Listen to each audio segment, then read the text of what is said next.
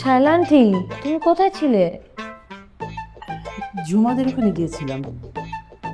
টেনশনের কিছু নেই, মানে আমি ড্রয়িং রুমে ছিলাম, উপরে যাইনি। বাসা ও দুজনই সেফ আছে একদম। Good morning. শরীর কেমন এখন? ভালো। তুমি যাওনি? আসলে তোমার বান্ধবীর বাইরে থাকা নিষেধ রাতে।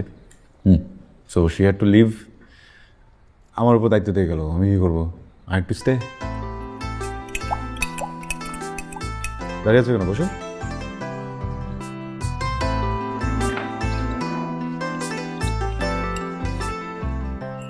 চেয়ারে বসার সময় তো শব্দ করতে হয় না, ব্যাড ম্যানার।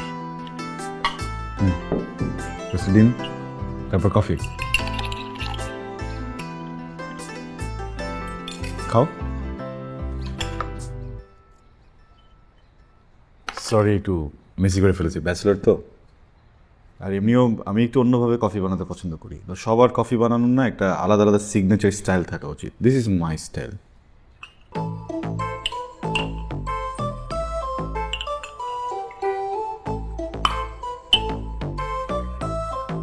আচ্ছা, তোমার শায়লা আন্টি, রাইট?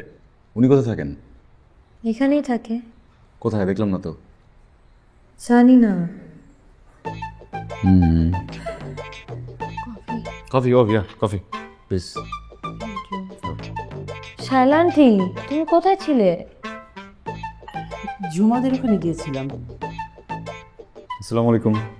ওয়ালাইকুম আসসালাম। আপনার কপালের ভাঁজ দেখে মনে হচ্ছে আমাকে দেখে আপনি খুব চিন্তিত।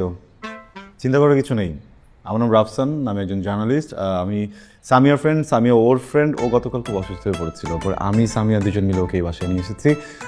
Samia had to leave because ওর রাতে বাইরে থাকা নিষেধ। তো আমি ভাবলাম যে একা একটা মেয়ে এত অসুস্থ, আমার কি যাওয়া ঠিক হবে? আমি পুরো রাত এখানেই ছিলাম। আবার কপালে ভাঁজ হয়ে গেছে। টেনশনের কিছু নেই, মানে আমি ড্রয়িং রুমে ছিলাম, উপরে যাইনি। বাসা ও দুজনই সেফ আছে একদম। কফি? তুমি অসুস্থ হয়েছিলে, আমাকে ফোন করলেই পারতে। আরে আমি ঠিক আছি, তুমি যাও, ফ্রেশ হয়ে নাও।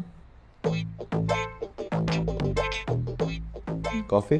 না না, ঠিক আছে, আমি ফ্রেশ হয়ে নিচ্ছি। ওকে।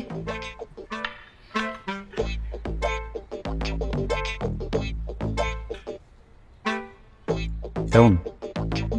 ভালো না? মজা আছে কিন্তু। হুম হুম